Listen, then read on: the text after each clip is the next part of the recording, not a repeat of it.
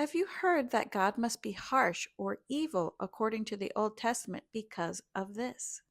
In the Middle East, in ancient times and even today, a woman's chastity was of utmost importance. The greatest thing that she had to offer to her husband was her chastity, and he being the only man with her was of the utmost importance. If this was taken away from her, her value to husbands would be gone.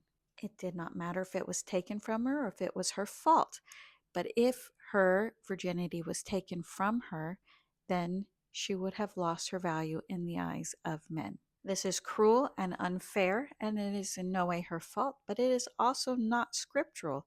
This was just the way society was. So in Deuteronomy 22:28, when it says a man finds a young virgin who is not engaged, grabs her and lies with her, and they are discovered, then the man who lay with her is to give to the young woman's father 50 pieces of silver, and she is to be his wife, since he has humiliated her, and he may not send her away all his days. In today's society, if that were to happen, we would say that is awful that she has to face the person that assaulted her for the rest of her days, and that seems really cruel. But this is what we call a deterrent law. This was something against the man, not against the woman.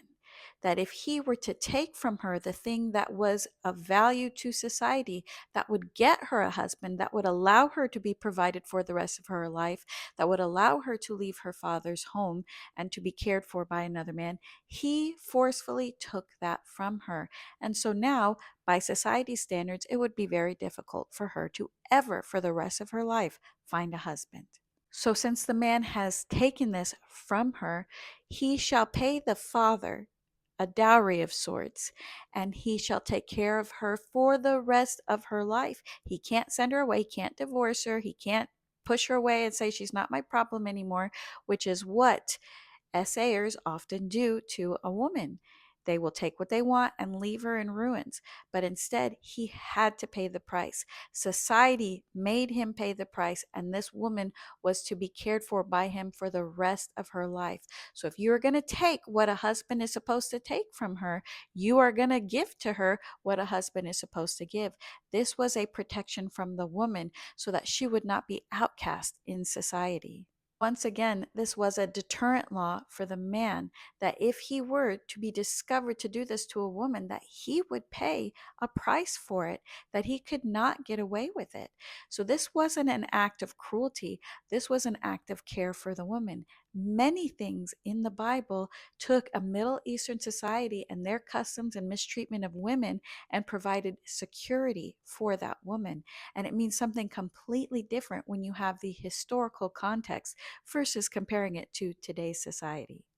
Not only that, but these laws were a case by case situation. These were the laws of the court. This wasn't just people running around on the streets enacting their own justice. It had to go before judges and before a court. So it was case by case. And if the woman absolutely desired not to be with this man, she had that right. This was just the consequence to the man, what he had to do to take care of her should she pursue that.